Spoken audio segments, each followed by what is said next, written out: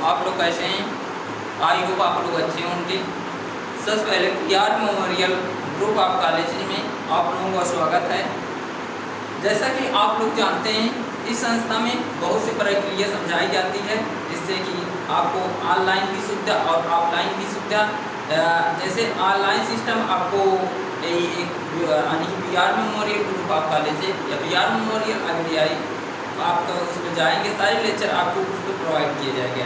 और आपके लिए जो है एक अच्छा ये चीज़ें हैं कि ऑफलाइन में ऑनलाइन सिस्टम आपको चल रहा है तो ऑफलाइन की से जैसे नोट्स हो गए और आपका कोई इंपॉर्टेंट क्वेश्चन हो गए वो आपको PDF के माध्यम से आप लोगों को प्रोवाइड किया जाता है और आपको नोट्स भी प्रोवाइड किए जाते हैं, जिससे क्या होता है आप अपने कोर्स को अच्छी तरीके से और बेहतर तरीके से उसको कर सकें। जैसे आप लोगों को नोट्स दे दिया जाएगा और यूट्यूब पे आप लोगों को बता दिया जाता है। तो ये लेक्चर में यदि आपको कुछ त्रुटि होती है या कोई चीज़ प्रॉब्लम होती है, कोई चीज़ पूछना है तो उस टीचर से आप कंटेक्ट करके अपना गूगल मीट के द्वारा आप उस चीज़ों को प्रॉब्लम को सॉल्व कर सकते हैं। इस तरीके से ये सारी चीज़ें फैसिलिटी आपको PR memorial group of college के द्वारा दिया जा रहा है, तो उसका सही उपयोग करिए और अपना सही डायरेक्शन चॉइस करिए और अपने भविष्य के एक अच्छा और उज्जवल भविष्य बनाइए। ठीक है, चलते हैं गाइस हम अपने सिलेबस पर, अपने टॉपिक पर, अपने सब्जेक्ट पर जानते हैं। Words of calculation and science. Words of calculation and science में जैसे इसमें आपका फिजिक्स और मैथ ये सब चीज़ें आपको पढ़ाई जाती है वर्ड्स ऑफ कैलकुलेशन में। तो स्टूडेंट आप इन सभी चीज़ों को अच्छी तरीके से, बेहतर तरीके से समझें और अच्छा प्रोग्रेस करें और अच्छा रिजल्ट प्राप्त करें। तो आइए समझते हैं। जैसा यूनिट हमारा है प्रेशर। प्रेशर क्या होता है? यानी कि दाब, इसे बोलते हैं दबाव। ओके गाइस, दबाव उसके बारे में आप लोगों को हम अच्छी तरीके से बता दिए हैं। आई होप आप लोगों को ठीक लगा, आई होप आप लोगों को समझ में आ गया होगा। तो इसलिए आज हमारा उसी के नेक्स्ट टॉपिक आपको बताएंगे हीट ट्रीटमेंट। हीट ट्रीटमेंट जिसे बोलते हैं हिंदी में ऊष्मा उपचार। ऊष्मा उपचार जैसे आपको इसमें इंट्रोडक्शन जैसे होता है, ऊष्मा का उपचार एक ऐसी विधि से की जाती है या ऊष्मा का उपचार एक ऐसी साधन से की जाती है जिसकी सहायता से धातु में उसकी भीतरी बनावट यानी कि उसके अंदर की बनावट की परिवर्तन करके उसके यांत्रिक गुणों में परिवर्तन किया जाता है। इसके लिए धातु के विभिन्न तापमानों पर गर्म करके या ठंडा करके उसे जो है किया जाता है और उसमें उपचार करने के लिए धातुओं में वांछित गुणों का समावेश किया जाता है। अब धातुओं के समावेश किस तरीके से करते हैं आइए जानते हैं। धातुओं का ऊष्मा उपचार या सामान्य जो है निम्नलिखित उद्देश्य से पूर्ति किया जाता है। जैसे फर्स्ट आप नोट कर लीजिए, फर्स्ट स्टेप यह है कि धातु के मुलायम बनाना तथा मशीन की क्षमता को सुधारने के लिए किया जाता है। और सेकेंड स्टेप यह है स्टूडेंट कि धातु में गर्म व ठंडे कार्यों के लिए उसके दौरान जो है उत्पन्न या प्रतिबल को दूर करने के लिए किया जाता है। और थर्ड ऑप्शन आपका है धातु को घिसने से बचाने के लिए प्रयोग किया जाता है। और तीसरा है धातु को यांत्रिक गुणों को सुधारने जैसे कठोरता हो गए, भंगुरता हो गए, तन्यता हो गया या तनाव सामर्थ्य हो गए, इसके लिए भी उपयोग होता है। और फाइव ये है धातु को जंग से बचाने का संरक्षण या रेजिस्टेंस बनाने की जिसे बोलते हैं प्रतिरोधी बनाने के लिए किया जाता है। और सिक्स स्टेप यह है स्टूडेंट कि धातु को जो हमारा मेटल होता है वह इलेक्ट्रिसिटी यानी कि इलेक्ट्रिसिटी तथा मैग्नेट गुणों में वृद्धि करने के लिए किया जाता है। और सेवन स्टेप यह है अन्य धातुओं को काटने के लिए। और हमारा फोर्जिंग और मशीनिंग के कारण धातु को आंतरिक में बनावट किया जाता है। अब समझते हैं नेक्स्ट जो है क्रिटिकल टेम्परेचर। ये आपका जो है हीट ट्रीटमेंट का इंट्रोडक्शन एक प्रकार से परिचय आप लोगों को बता दिया। अब सेकंड आपको बताएंगे क्रिटिकल टेम्परेचर। इसे बोलते हैं क्रिटिकल टेम्परेचर बोलते हैं, इसे बोल सकते हैं आप क्रिटिकल तापमान। ठीक है, क्रिटिकल तापमान। ठीक है, अब आप इसी तरीके से क्रिटिकल टेम्परेचर में अब समझते हैं क्रिटिकल टेम्परेचर होता क्या है।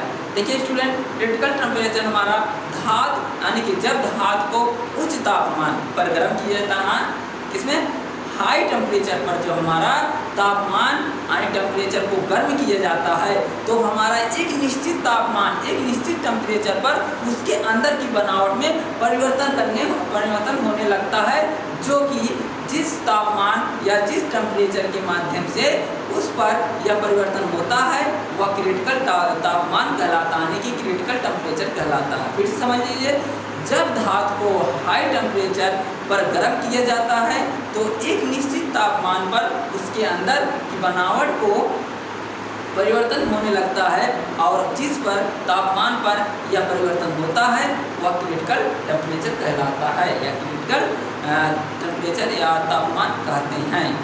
अब तापमान को अगर हम बढ़ाने के साथ साथ बहुत से जो है मेटल की बनावट में परिवर्तन होता है, और जब परिवर्तन होता है उस पर तापमान यानी कि टेम्परेचर पर उसके घटक पूर्ण रूप से मिल जाते हैं, और मिलने पर उसमें बनावट में परिवर्तन समाप्त हो जाता है, उसे कुछ हाई क्रिटिकल टेम्परेचर पर किया जाता है, जिसे बोलते हैं अपर क्रिटिकल टेम्परेचर कहा जाता है। जो कि हमारा यह तापमान क्रिस्टल हुआ, यह तापमान अगर हम क्रिस्टल के लिए जो कि करें तो हमारा 1800 800 सेंटीग्रेड पर इसका क्या इसमें आएगा, जब हमारा स्टील के लिए की जाता है, क्या स्टील के लिए, जब हमारा स्टील के लिए किया जाता है तब हमारा 800 सेंटीग्रेड पर इसका टेम्परेचर किया जाता है, जो कि यह लगभग होता है। और जिस तापमान पर धातु की बनावट में परिवर्तन होने प्रारंभ होता है उसे हम निम्न क्रिटिकल टेम्परेचर कहते हैं, जिसे हम कहते हैं lower critical temperature. Okay guys, अब कहेंगे लोअर क्रिटिकल टेम्परेचर में जैसे आपका यह तापमान स्टील के लिए लोअर क्रिटिकल टेम्परेचर करना हुआ तब कितने पर सेंटीग्रेड पर, तब हमारा जो है 723 सेंटीग्रेड पर किया जाता है। हमारा क्या है, हाई टेम्परेचर,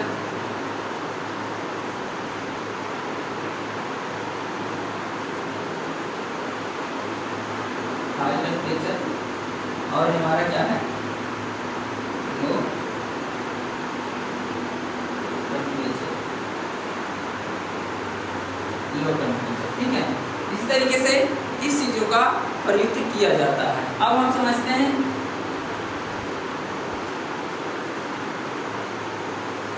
टेम्परेचर जो है स्टूडेंट, देखिए जो हमारा हाई टेम्परेचर वो 800 सेंटीग्रेड की है, और लो टेम्परेचर जो है हमारा 723 सेंटीग्रेड पर किया जाता है। अब समझते हैं हम लो जो है टेम्परेचर इस तरीके से प्रयुक्त किया जाता है, तब हमारा जो है यह तापमान स्टील में मिले कार्बन की मात्रा को क्या कहते हैं स्टूडेंट, कार्बन की मात्रा को हम एक निम्न अनुसार किया जाता है। जैसे स्टील में आंतरिक संरचना करना होगा, अगर हमें स्टील में आंतरिक संरचना करना हुआ तब किस तरीके से करेंगे, तब जानते हैं स्टूडेंट जो ऊष्मा का उपचार अधिकतर स्टील पर ही किया जाता है। अतः यह हमारा स्टील तथा लोहे की आंतरिक संरचना को समझना अति आवश्यक होता है। जैसे मान लीजिए लोहा हुआ, लोहा तथा स्टील में निम्नलिखित सूक्ष्म घटक पाए जाते हैं या प्रयोग होते हैं। जैसे मान लीजिए बताइए स्टूडेंट, जैसे कौन से घटक पाए जाते हैं, देखिए इसमें जो है निम्नलिखित घटक पाए जाते हैं। जैसे आप लोगों को समझाते हैं, पहला जो है हमारा फेराइट हो गया, फेराइट भी होता है या किसमें होता है, लोहे तथा स्टील में। पहला फेराइट, और दूसरा आपका है सीमेटाइज, और तीसरा आपका है पिलियालाइट, और चौथा आपको है एक होता है सोरेबाइट। इस तरीके से आपको स्टील एंड लोहे में प्रयुक्त किया जाता है। अब समझते हैं उच्च उपचार, यानी कि ऊष्मा उपचार समान निम्नलिखित विधि के द्वारा किया जाता है। जैसे एनीलिंग, नॉर्मलिंग, हाइड्रिंग और टेम्परिंग, केस हाइड्रिंग। इस तरीके से हमारा इसमें ऊष्मा उपचार के लिए किया जाता है। अब नेक्स्ट समझेंगे, अब इसी तरीके से बारी बारी समझेंगे इसका मतलब क्या है, इसका उद्देश्य क्या है। जैसे अभी आप लोग बताए हैं एनीलिंग, एनीलिंग किसे कहते हैं इसको समझते हैं। एनीलिंग जिसे एनीलिंग का उद्देश्य क्या होता है इसको जानते हैं। एनीलिंग का उद्देश्य होता है कि स्टील को नरम बनाने के लिए एनीलिंग विधि का प्रयोग किया जाता है, और दूसरा मशीन का गुण बढ़ाने या कठोरता को कम करने के लिए किया जाता है, और तीसरा होता है धातु के कण साइज को सुधारने के लिए किया जाता है, और फोर्थ स्टेप यह होता है कि आंतरिक प्रतिबल को दूर करने के लिए किया जाता है, और 5 स्टेप यह है कि धातुओं के यांत्रिक गुणों को आवश्यकता के अनुसार उसके परिवर्तन लाने लगता है। जैसे धातुओं के यांत्रिक गुणों के आवश्यकता परिवर्तन लाने के लिए किया जाता है। अब इसकी समझते हैं प्रक्रिया यानी कि विधि। विधि क्या होती है एनीलिंग की? एनीलिंग की विधि क्या होती है? इसका विधि यह होता है स्टूडेंट, आप लोग समझते इस तरीके से। इस प्रक्रिया के अंतर्गत हम स्टील में 0.9% कितना 0.9% हम करते हैं, तब इसका जो है कि एक इसमें करते हैं, ये हमारा 0.9 इसमें करते हैं स्टूडेंट एनीलिंग में। एनीलिंग में अगर हम 0.9% करते हैं कार्बन से, तो हमारा क्या होता है, यह हमारा कम प्रयुक्त होता है।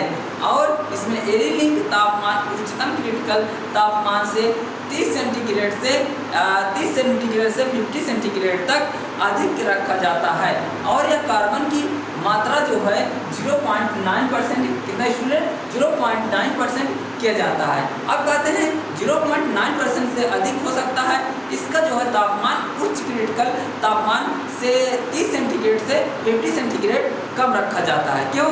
क्योंकि यह गर्म करने के लिए या गर्म करने के बाद हमारा ठंडा करने के लिए उसी भट्टी में छोड़ दिया जाता है। क्यों?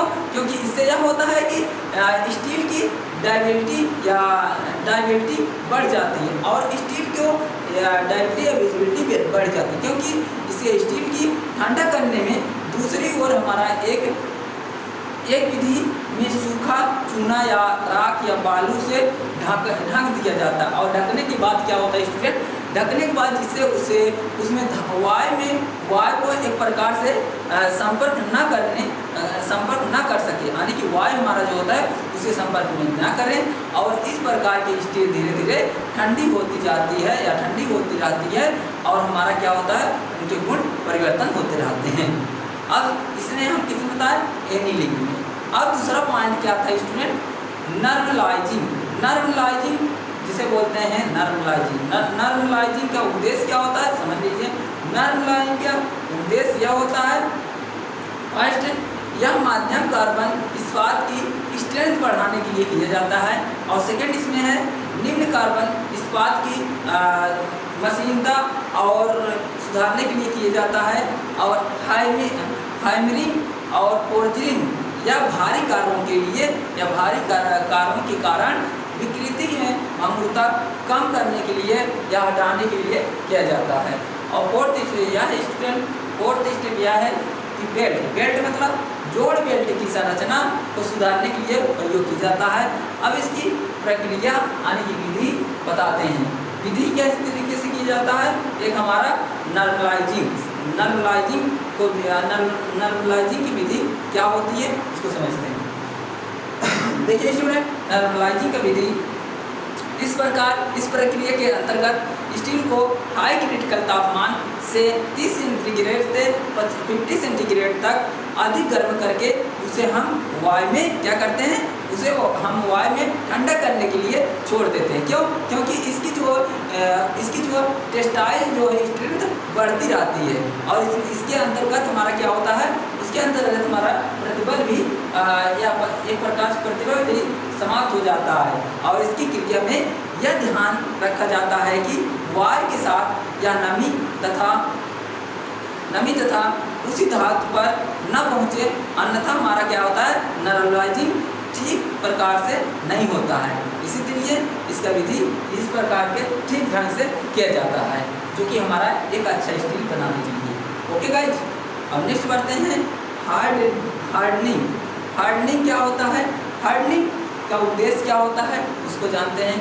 जैसे हम फोर्थ प्रोसेस बताएं, टू प्रोसेस हम आपको बताएं, टू विधि बता दिए हैं। अब थर्ड विधि बता रहे हैं। थर्ड विधि हमारा क्या है, हार्डनिंग। हार्डनिंग क्या होता है, हार्डनिंग का उद्देश्य क्या होता है उसको समझाएंगे। फर्स्ट पॉइंट जान लीजिए उद्देश्य में स्टील को या हमारा क्या करता है हार्डनिंग, हमारा स्टील को कठोर बनाने के लिए किया जाता है। और दूसरा होता है स्टील को घर्षण प्रतिरोधी बनाने के लिए किया जाता है। और तीसरा है इसमें स्टील की कटिंग क्षमता को बढ़ाने के लिए किया जाता है। अब समझते हैं नेक्स्ट जो है विधि यानी कि प्रोसेस, जिसे बोलते हैं प्रक्रिया। अब इसी प्रक्रिया क्या होती है स्टूडेंट, विधि क्या होती है, स्टील को निम्न तापमान से 20 सेंटीग्रेड, कितना 20 सेंटीग्रेड जो है 20 सेंटीग्रेड हमारा जब स्टील का 20 सेंटीग्रेड तापमान, निम्न तापमान से 20 सेंटीग्रेड से अधिक गर्म करके अपने कुछ समय दे उसी अवस्था में छोड़ दिया जाता है। तब फिर उसे पानी या तेल में डुबोकर हम ठंडा किया जाता है। अगर ऐसा करते हैं तो हमारा क्या होता है, इसकी बनावट अच्छी होती है। यदि हमें कर दिया जाए फिर उसे पानी में या तेल में डुबोकर ठंडा किया जाता है और इससे स्टील में कठोरता आ जाती है।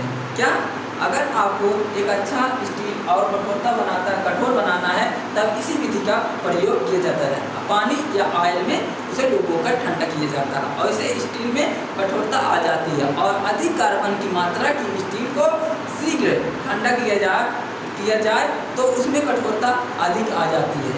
यदि आपको तुरंत जो है एक हीटिंग टेम्परेचर यानी कि टेम्परेचर को हीट किए, स्टील बनाने के लिए उसको हीट किए, अगर हीट करने पर वो हमारा हीट करे, जैसे उसे हम पानी में यानी पानी या ऑयल में छोड़ दिए, तब क्या होगा, उसमें यानी कि कार्बन की मात्रा अधिक हो जाएगी। यदि हम उसे कुछ टाइम के लिए उसमें डालें, यानी कि जैसे आपका टेम्परेचर हाई हुआ वो अच्छे से तैयार हो गया, अब उसे हम 2 मिनट 4 मिनट उसे ठंडा रखेंगे, उसके बाद तब हम ऑयल या पानी में डालेंगे तो हमारा क्या होता है, उसमें कार्बन की मात्रा कम होती है। ओके गाइज, अब नेक्स्ट पढ़ते हैं। नेक्स्ट समझते हैं कठोरता की बातें पर निर्भर कराती है। क्या, जो हमारा अभी बताए हैं हार्डनिंग में इसी की जो है कठोरता कुछ जो है कुछ पर डिपेंड होती है, कुछ पर निर्भर होती है। जानते हैं क्या कहते हैं, जैसे स्टील के अंदर की बनावट पर और ठंडा करने वाले साधन को और ठंडा करने के लिए दर पर और स्टील में कार्बन की मात्रा पर, इस सब चीज़ों में हमारा क्या करता है, हार्डनिंग डिपेंड रहता है। अब नेक्स्ट बताएं स्टूडेंट टेम्परेरिंग। टेम्परेरिंग क्या होता है, आप लोग बताइए टेम्परेरिंग क्या होता है। स्टूडेंट टेम्परेरिंग क्या होता है, देखिए जो हमारा टेम्परेरिंग होता है, समझ लीजिए टेम्परेरिंग, नोट करते रहिए क्या टेम्परेरिंग क्या, टेम्परेरिंग के उद्देश्य और क्या उद्देश्य समझते हैं। टेम्परेरिंग इस विधि के अनुसार या विधि कर सकते हैं या उद्देश्य, इसी माध्यम से आपसे बताएंगे, समझिए आप लोग, give me point. Okay guys, देखिए इस विधि में मुख्य रूप से या मुख्य उद्देश्य से जब हम टूल्स को हार्डनिंग करके कठोर बना लिया जाता है तो इसका सिरा भंगुर यानी कि एक हमारा ब्रिटल से बन जाता है, भंगुर बन जाता है और इसी धातु के द्वारा हम क्या करते हैं, इसे काटने का डर रहता है। जिससे अगर हमें एक कहा जाए कि जो हार्डनिंग अभी बताए हैं उसे कठोर कर लिया जाए, यानी कि एक कठोर बनावट किया जाए और उस कठोर बनावट के कुछ हमारा क्या है, कुछ हमारा भंगुर हो जाता है, भंगुर बन जाता है और उसी हमारा किसी मेटल को काटने का डर रहता है तथा यह भंगुर को कम करने के लिए तथा कठोर को बनाए रखने के लिए टेम्परिंग करना या पानी को चढ़ाना किया जाता है। अब जानते हैं कि अगर टेम्परेचर को हम बढ़ाते हैं किस तरीके से रंग व तापमान बढ़ता है। ठीक है, हम बताएंगे फिर रंग और तापमान। ठीक है, आप लोग गाइस नोट करते रहिएगा। आप लोग क्या हम रंग, फर्स्ट पॉइंट ये है कि जो हमारा भूरा रंग का होता है, लिख लीजिए, जिसे बोलते हैं हम क्या, क्रेन बोलते हैं। ठीक है, इसे हम भूरा बोलते हैं। ठीक है, इसका तापमान कितना रहता है, इसका तापमान अगर पूछ लिया कि ग्रे का तापमान कितना, ग्रे का टेम्परेचर कितना रहता, तब आपको बताना है 30 सेंटीग्रेड होता है। ये हमारा क्या है टेम्परेचर, ये हमारा क्या है टेम्परेचर और ये हमारा क्या है कलर। ओके गाइस, तो नोट कर लीजिए, ग्रे का तापमान हमारा 330 सेंटीग्रेड होता है। अब सेकेंड हम समझते हैं हल्का नीला यानी कि लाइट ब्लू।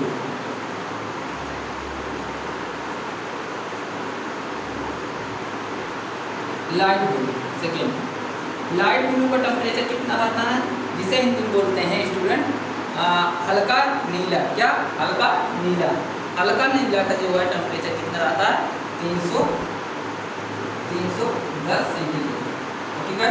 अब नेक्स्ट पढ़ते हैं, थर्ड हमारा पॉइंट है कि नीला का जो है टेम्परेचर कितना रहता है, इसलिए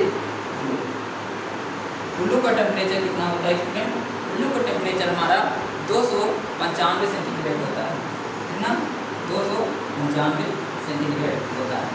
अब नेक्स्ट जो है फोर्थ पॉइंट, फोर्थ हमारा है क्या स्टूडेंट, फोर्थ ये है बैगनी नीला। बैगनी नीला जिसे बोलते हैं पर्पल ब्लू।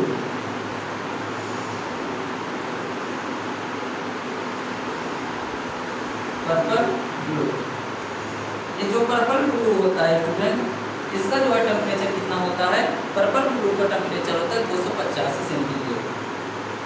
285 सेंटीग्रेड। ठीक है, इसको स्टूडेंट नोट करते चलिए। आपकी नेक्स्ट पॉइंट आपको बता रहे हैं, फोर्थ पॉइंट कि बैगनी का टेम्परेचर कितना होता है, जिसे हिंदी बोलते हैं क्या बोलते हैं स्टूडेंट, बैगनी का पर्पल। पर्पल का टेम्परेचर कितना होता है, पर्पल का टेम्परेचर हमारा होता है स्टूडेंट 275 सेंटीग्रेड। क्या? 275 सेंटीग्रेड होता है। अब हमारा सिक्स जो हमारा है गहरा कत्थई। क्या? गहरा कत्थई। गहरा कत्थई क्या बोलते हैं, डार्क ब्राउन।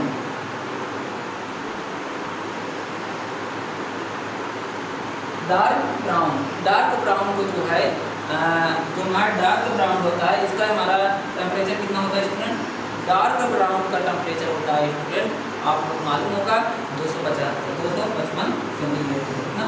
255 सेंटीग्रेड होता है। तो गाइस अब नेक्स्ट समझते हैं जो हमारा 7 पॉइंट है। 7 पॉइंट हमारा ये है कि लाइट ब्राउन यानी कि हल्का कत्थई। हल्का कत्थई, अभी हमने गहरा कत्थई पढ़ा है, अब हल्का कत्थई के टेम्परेचर बताएंगे, जिसे बोलते हैं लाइट ब्राउन का टेम्परेचर कितना होता है स्टूडेंट, लाइट ब्राउन का टेम्परेचर होता है 250 सेंटीग्रेड। कितना?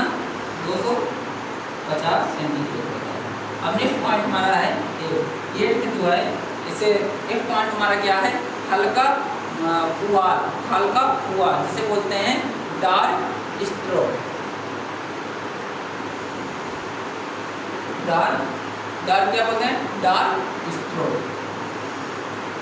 डार्क स्ट्रो का टेम्परेचर कितना होता है स्टूडेंट, डार्क स्ट्रो का टेम्परेचर हमारा 240 सेंटीग्रेड होता है ना, 240 सेंटीग्रेड। अब हमारा नेक्स्ट चलते हैं, 7 पॉइंट हमारा है पुआल रंग। क्या स्टूडेंट? पुआल रंग। पुआल रंग का टेम्परेचर कितना होता है, नेक्स्ट लिख दीजिए, पुआल रंग, जिसे इंग्लिश बोलते हैं क्या स्टूडेंट, इंग्लिश बोलते हैं स्ट्रा कलर। स्ट्रा कलर बोलते हैं, स्ट्रा कलर बोलते हैं। अब स्ट्रा कलर का टेम्परेचर कितना होता है, इसे बोलते हैं पुआल टेम्परेचर, इसका होता है 230 सेंटीग्रेड। 230 सेंटीग्रेड होता है। अब हमारा 9 होगा, 10 हो गया। 10 हमारा क्या है, 10 हमारा अवलाद हल्का भुआल। हल्का भुआल क्या बोलते हैं, लाइट स्ट्रो। लाइट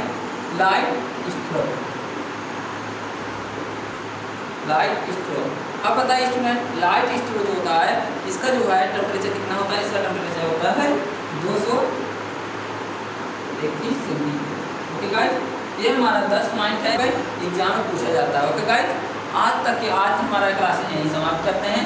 अब नेक्स्ट क्लासेस जो है आगे आप नेक्स्ट पॉइंट आपको बताएंगे नेक्स्ट लेक्चर में। ओके गाइस, सो आज के लिए यहीं क्लासेस समाप्त करते हैं। आप लोग अच्छे से रहिए और अपना अच्छे से रिविजन करिए, और आप लोगों को 15 अगस्त को बहुत बहुत शुभकामनाएं और बहुत बहुत बधाई देता हूँ। Okay guys. आप लोग अपने इंडिया में भारत को एक ऐसा उज्जवल दिशा दिखाएं, एक अच्छा ऐसा मार्गदर्शन आपने ऐसा प्रोग्रेस दिखाएं जो कि इंडिया में आपका नाम हो। तो आइए स्टूडेंट, आप लोग जिस तरीके से यहाँ पर प्रिपरेशन किया जाता वो अपने उद्देश्य को पूरा करिए, यानी कि अपने लक्ष्य के करीब पहुँच गए। Okay guys, so thank you so much.